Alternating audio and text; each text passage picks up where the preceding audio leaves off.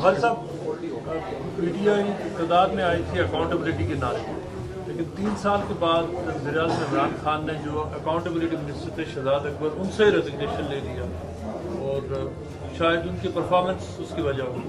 आपकी इतला कि आप कैबिनेट का हिस्सा थे, उनके बड़े करीबी कलीग में रहे थे, आप सर को क्या मसला क्या बना कि शहजाद अकबर साहब जो पूरी पार्टी की एक फ्लैगशिप कैंपेन लेके चल रहे थे, उन्हीं की छुट्टी हो गई? हुआ क्या? ट्रांसपेरेंसी की रिपोर्ट दी है। ये सवाल आपने ही पूछना था, मुझे पता था। लेकिन देखें, ज़रूरी नहीं है कि अकाउंटेबिलिटी एक बहुत मुश्किल सब्जेक्ट होता है जब आप उसको अदालतों पे लेके जाएं। किसी ने बात की थी कि अदालतों में जुडिशल रिफॉर्म्स होते हैं। हमारी अगर कोई कमज़ोरी है जो हमें माननी चाहिए कि हमने पहले आने वाले सालों में जुडिशल रिफॉर्म्स भी लेके आने थे। जब जुडिशल रिफॉर्म्स आएंगे तो उसी तरीके से जब आप कोर्ट तक जाते हैं तो उससे फ़ैसले निकल सकते हैं। जहाँ तक एडवाइज़र साहब शहजाद अकबर साहब की बात है, देखें शायद अगर वो परफॉर्म जो खान साहब कहते हैं नहीं कर पाए तो उसमें कई वजूहत हैं। उनने शायद अच्छी टीम्स नहीं रखी हुई हों, शायद वो ख़ुद इस सिस्टम के उनको समझ नहीं थी, या वो उस किस्म इतने शायद बेहतरीन लॉयर्स नहीं थे। बात ये थी कि लोग बिल्कुल हमसे एक्सपेक्ट कर रहे थे कि हम कुछ नहीं तो कोई पैसे वापस आएंगे, या अगर पैसे नहीं तो ख़ुद नवाज शरीफ साहब ख़ुद वापस उनको हम फोर्स कर सकेंगे। लेकिन शायद हम सही तरीके से शहजाद अकबर साहब उसको संभाल नहीं सके। लेकिन अभी नए बंदे आए हैं तो टाइम लगेगा। लेकिन हमें दाद देनी चाहिए प्राइम मिनिस्टर को कि उनको जब भी कोई चीज़ समझें कि फ़ेल हो रही है और उनकी नज़र में ठीक ना हो, चाहे वो शहजाद अकबर साहब हों जो बड़े करीबी उनके एडवाइज़र थे या कोई और हो, तो हमेशा उनने कदम उठाए। आज के इवेंट के हवाले से ये बताइए कि जब भी आप आते हैं आपको ओवरसीज कम्युनिटी जो है वो भरपूर जो है सपोर्ट करती है। जिस तरह आप ये रॉयल नवाब या विकास भाई का इवेंट देख रहे, सीनियर लीडरशिप हमेशा आपको आके जो है सपोर्ट करते हैं। ये ओवरसीज कम्युनिटी की भरपूर मोहब्बत जो है, इवन दो कि आपके पास पोर्टफोलियो नहीं भी है, इसको किस तरह देखते हैं और अपना फ्यूचर जो है ओवरसीज के साथ कैसे देखते हैं?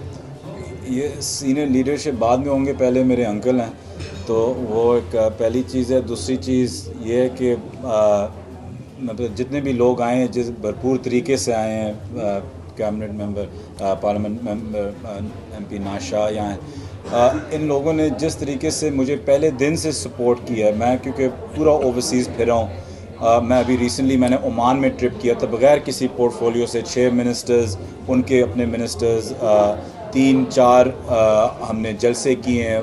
आई थिंक उनका वॉल्यूम और साइज़ बहुत अच्छा था। आज वकास भाई ने अपने रॉयल नवाब में यहाँ रखा है, आपने देखा है कि बिल्कुल पैक्ड एक कैपेसिटी थी। और आप सही कह रहे हैं, जिसके पास शायद वो ओहदा नहीं रहा, लेकिन मेरी पहले दिन से सपोर्ट ओवरसीज़ की थी और मुझे पता है आखिरी दिन तक मेरी सपोर्ट ओवरसीज़ रही है। क्योंकि मैं समझता हूँ कि खान साहब की हुकूमत ठीक है, अगर हमने सब कुछ नहीं किया, लेकिन ज़रूर हमने पहले 3 सालों में खान साहब ने ओवरसीज़ के लिए ऐसे काम किए, एटलीस्ट उनको एक रिस्पांस मिला।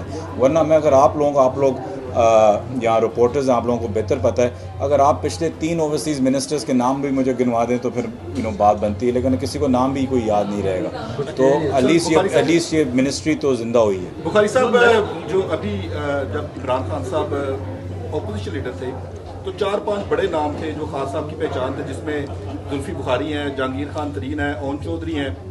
क्योंकि अभी हुकूमत है तो ये लोग अभी मिस नहीं हो रहे, लेकिन जैसे ही हुकूमत जाएगी तो फिर आगे जहांगीर खान तरीन, जुल्फी बुखारी, ओन चौधरी कौन है? क्या एकदम से जैसे ही हुकूमत जाएगी अगस्त में 2023 में, तो एकदम से खान साहब तनाई का शिकार नहीं हो जाएंगे?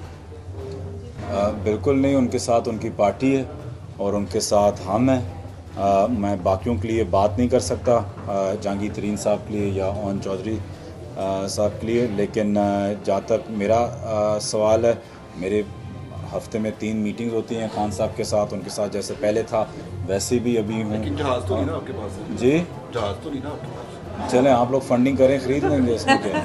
उनका कहने का मतलब ये हो सकता है कि आप जैसे जो लॉयल लोग थे, जिन्होंने पार्टी की बुनियाद रखी, जो 10-10 साल से काम कर रहे हैं, वो अचानक साइड लाइन होते जा रहे हैं। कोई साइड लाइन पोर्टफोलियो मुझे समझ नहीं आती कि लोग पोर्टफोलियो को इतनी क्यों ज़रूरत समझते हैं।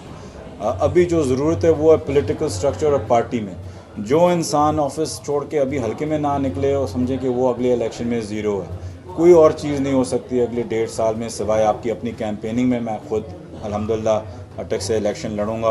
मैं अगर पोर्टफोलियो ले लूँ या अगर मुझे पोर्टफोलियो फिर से दिया जाए, मैं 100% वो इलेक्शन हार जाऊँगा, क्योंकि मैं टाइम ही नहीं दे सकूँगा। तो हर काम में एक बेहतरी होती है, और जैसे कि जो लॉयल हैं खान साहब के साथ, वो अगले इलेक्शन में भी लॉयल रहेंगे।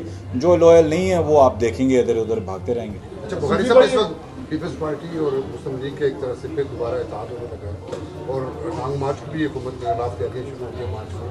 तो क्या हुकूमत को कुछ इससे खतरा महसूस हो रहा है कि जो सारी पार्टियाँ मिलकर? नहीं, मैं समझता हूँ ये बार बार चीज़ उठती है, लेकिन आप अगर पिछले 3.5 साल उठा के देखें तो कितनी दफ़ा बिलावल साहब ने और मरियम साहिबा ने बैठ के अनाउंसमेंट्स किए और जुड़े हैं और हर चीज़, लेकिन उसका नतीजा क्या आपको मिला? मतलब मुश्किल से कोई 5-6 लोग निकलते हैं उनके साथ, वो भी फिर वापस हो जाते हैं, फिर कोई एक्सक्यूज़ आ जाता है। तो अनफॉर्चुनेटली देखें, पीपीपी तो बिल्कुल एक ख़त्म पार्टी है सिवाय इंटीरियर सिंध के।